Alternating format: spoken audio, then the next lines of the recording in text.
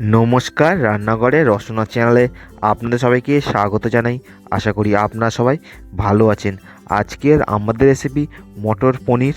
এই ধরনের মটর পনির খাওয়ার জন্য আমরা তো প্রায় রেস্টুরেন্টে গিয়ে থাকি, কিন্তু রেস্টুরেন্টের মতন মটর পনির যদি আমরা বাড়িতে তৈরি করে নিতে পারি তাহলে তো আর কথাই নেই। আজকের আমি রেস্টুরেন্টের মতন স্টাইলের মটর পনির বাড়িতে কিভাবে তৈরি করবেন সেটাই করে দেখাচ্ছি। আর আমার চ্যানেলে নতুন সদস্য হয়ে থাকলে চ্যানেলটাকে অবশ্যই সাবস্ক্রাইব করে দেবেন, পাশে থাকা বেল আইকনটা ক্লিক করে দেবেন নতুন নতুন ভিডিওর নোটিফিকেশান সবার আগে আপনার কাছে পৌঁছানোর জন্য। আর বন্ধুরা, আপনারা ভিডিও দেখছেন কিন্তু চ্যানেলটাকে সাবস্ক্রাইব করছেন না, তো প্লিজ চ্যানেলটাকে সাবস্ক্রাইব করে দিয়ে আমাদের পাশে থাকুন আর ভিডিওটা এনজয় করুন। আর ভিডিওটা স্কিপ না করে সম্পূর্ণটা দেখতে থাকুন। চলুন এবার রান্নাটা আমরা শুরু করি। এই রেসিপি করার জন্য আমরা এখানে 300 গ্রাম পনির ভালো করে কেটে নিয়েছি এই রকমভাবে।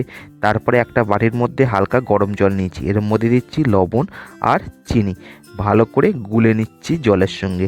তারপরে আমরা পনিরগুলো এই জলের মধ্যে ডুবিয়ে 15 থেকে 20 মিনিট রেখে দেবো।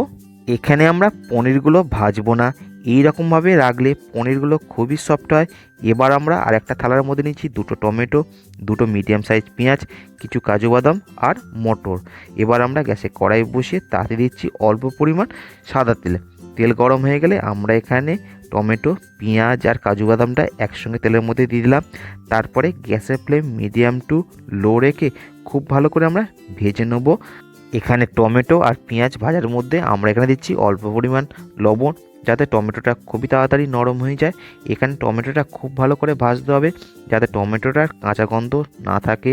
আমাদের টমেটো পেঁয়াজ খুব ভালো করে ভাজা হয়ে গেছে দেখুন। এবার আমরা এর মধ্যে দিচ্ছি 1 বাটি বা 100 ml জল দিয়ে খুব ভালো করে মিশিয়ে গ্যাসের ফ্লেম মিডিয়াম টু লো রেখে 3 থেকে 4 মিনিট রেখে দিলেই আমাদের টমেটো পেঁয়াজ খুব ভালো করে সিদ্ধ হয়ে যাবে।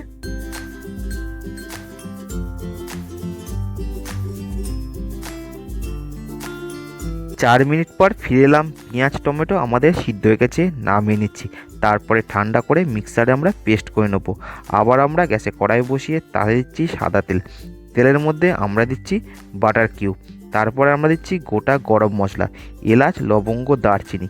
গ্যাসের ফ্লেম মিডিয়াম রেখে 30 সেকেন্ড একটু নাড়াচাড়া করে নিচ্ছি।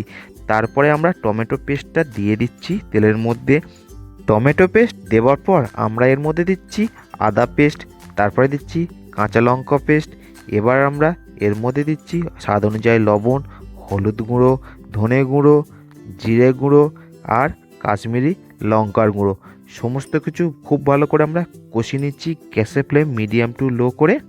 এখানে মশলাটা আমাদের 8 থেকে 10 মিনিট ধরে কষাতে হবে যাতে মশলার কাঁচা গন্ধটা চলে যায়।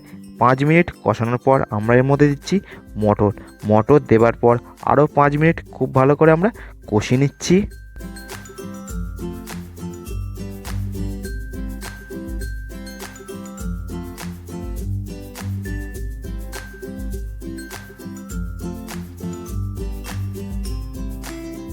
10 মিনিট কষানো কমপ্লিট। এবার আমরা এর মধ্যে দিচ্ছি 1 চামচ মিষ্টি দই। এটাই হচ্ছে এই রান্নার ইউএসপি বা ট্রিক্স। এখানে অনেকেই টক দই ব্যবহার করে, কিন্তু টক দই না দিয়ে 1 চামচ মিষ্টি দই দেবেন, দেখবেন তরকারির স্বাদ অনেকটাই বেড়ে গেছে। দই দেওয়ার পর গ্যাসের ফ্লেম লো করে আরও 2 থেকে 3 মিনিট মশলাটা আমরা কষিয়ে নিচ্ছি।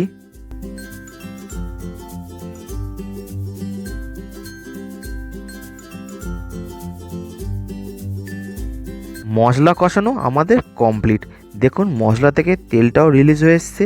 এবার আমরা এর মধ্যে দিচ্ছি প্রথমে 1 বাটি জল, তারপরে ওই বাটি আরও হাফ বাটি জল। সমস্ত কিছু খুব ভালো করে মিশিয়ে নিয়ে তরকারিটা আমাদের ফুটে ওঠার জন্য ওয়েট করতে হবে। দেখুন আমাদের তরকারি গ্রেভিটা ফুটে উঠেছে। এবার আমরা এর মধ্যে পনিরগুলো দিয়ে দিচ্ছি।